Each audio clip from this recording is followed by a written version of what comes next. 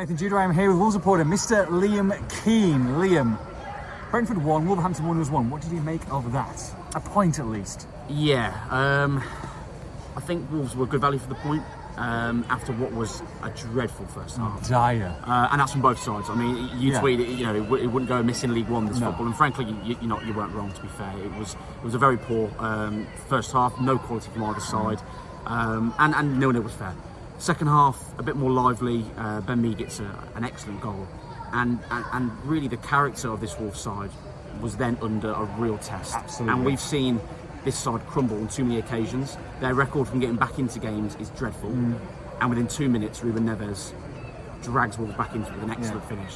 And that's what they needed. The crowd needed it. The travelling fans were very loud and cheering the team on.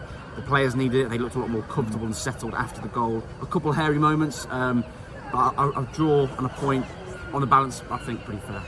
They needed that, didn't they? They needed the goal, not just the players, but the fans needed it as well. It was right in front of them, Neves going off towards that end, and they've missed that. They've needed that, and I think that then it was a different game. All of a sudden, Wolves looked like 11 individuals at the start, never played together. Then they started knocking it about, they started looking a little bit more dangerous, and if anyone was going to win that game, it was probably going to be Wolves. Particularly after the goal, straight after, a little bit later on, Brentford had their chances, but that connection we're talking about between the fans and the players, that was evident and on show when they all charge over to that away end and all pile on Neves. And the pictures of Neves and his celebration, how angry he was. Angry, literally. It looks like deranged. Yeah, and that's the guy still got eyeliner on. And that's what we want, because we know that he's got that. And he's Wolves' the best player. I mean, obviously he is. But you need that connection with the fans. And it was there today. And the fans were focused on what was happening on the pitch. They were behind the team, and that was crucial. That was really important, and it was good to see. Yeah, they put a shift in. I thought as well at the back, Max Kilman, James Collins, Nathan Collins. We do it once a week. Really just stop doing that. Especially second half were a lot better, weren't they? A lot tighter. And both of them, but Nathan in particular, I thought was absolutely superb. Particularly second half, lots of really crucial headers, interceptions, tackles.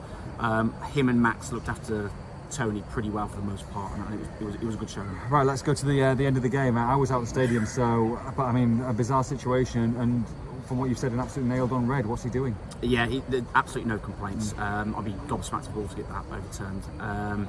Him and Ben Mee jostling, and he just lunges forward with his head directly into him. It's needless, it's selfish, lets his team down, lets the fans down. The rules are that with red cards it goes across all domestic competitions, so he'll miss Brighton and Arsenal at home in the league, but also Leeds at home in the cup, which is some good news because it means he doesn't miss another Premier League game, and he'll be back for after the World Cup break. But to miss these next three games, insanity. And I thought he did okay today as well, to be fair to him. And a nice move second half, didn't he? A nice turn and a decent save, and another day that goes under the keeper and he goes in, all of a sudden it's a completely different situation. However, it's got to be better. He's got to do better, and that's silly. Shocking, isn't it? It's really I hope he apologised to them in there. I think he will. I think he will. It was so silly. It really was. Ironically, that was his first ever Premier League red card, because he's had red for Chelsea before, but in the cup. So it was nice that he got that before he get the Wolves goal, which unfortunately some people called. Well, it's Halloween and Diego Costa red. Exactly. It goes hand in hand. Look, they go to Brighton now with a little bit more confidence, haven't they? I know Brighton have won an excellent win against Chelsea today, but at the same time, they want to build on that and at least get a point, if not all three, going into the Arsenal game and then the break. Yeah, and they need a little bit of momentum now. These games are tough. Brighton, I think, are a really good side.